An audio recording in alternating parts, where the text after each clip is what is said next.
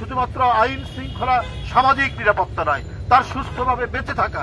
আজকে পৃথিবীর বিভিন্ন দেশে যে ভয়ঙ্কর উষ্ণায়ন তৈরি হয়েছে, এই যে গ্লোবাল ওয়ার্মিং, এই গ্লোবাল ওয়ার্মিং থেকে মানব জাতিকে রক্ষা করার জন্য আজকে পৃথিবীর দেশে দেশে আপনার গণতান্ত্রিক পরিবেশ দরকার। প্রথমে এই কারণে যে গণতন্ত্র থাকলে মানুষ স্বাধীনভাবে কথা বলতে পারবে এবং রাষ্ট্রীয় অন্যায়গুলোর বিরুদ্ধে সে সোচ্চার হতে পারবে।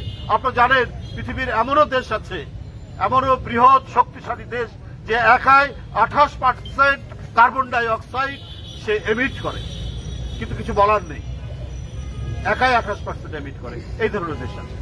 সুতরাং বিশ্বব্যাপী যদি আপনার গণতন্ত্রের বিজয় পতাকা যদি উড্ডীন হয়, তাহলে আমরা এই পৃথিবীকে বাঁচাতে পারবো, আমরা পৃথিবীকে একটা ধ্বংসের হাত থেকে আমরা ফিরিয়ে নিয়ে আসতে পারবো এবং সত্যিকার অর্থে একটি শান্তিময়, স্বস্তিময়, বাসযোগ্য একটি পৃথিবী আমরা গড়ে তুলতে পারবো।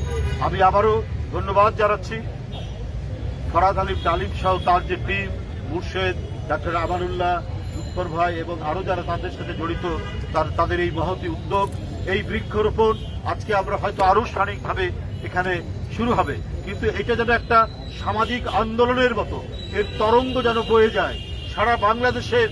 যেখানেই ফাঁকা জায়গা থাকবে, যেখানে যদি প্রাইভেট সম্পত্তি হয়, আমরা সেই প্রাইভেট সম্পত্তির মালিককে কনভিন্স করে আমরা সেখানে বৃক্ষরোপণের আমাদের ব্যবস্থা করতে হবে।